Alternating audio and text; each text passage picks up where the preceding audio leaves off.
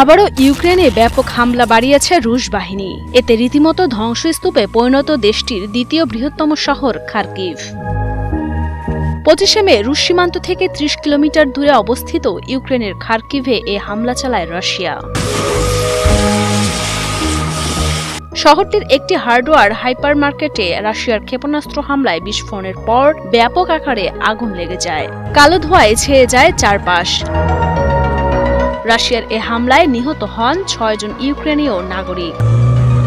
আমি আমার কর্মস্থলে কাজ করছিলাম, কিন্তু হঠাৎ করে বিস্ফোরণ ঘটে। ফলে আমি এবং আমার সহকর্মীরা মেঝেতে পড়ে যাই। মুহূর্তে আবার আঘাত করা হয়। দ্বিতীয় আঘাতের পর আমরা ধ্বংসস্তূপে ঢেকে যাই। কোনোভাবে জীবনে বেঁচে আছি।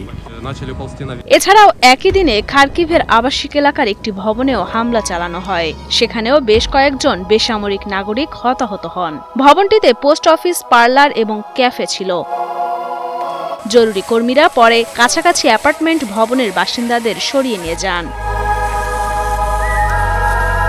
তবে এই হামলাকে রাশিয়ার পাগলামির বহিঃপ্রকাশ বলে উল্লেখ করেছেন ইউক্রেনের প্রেসিডেন্ট ভ্লাদিমির জেলেনস্কি।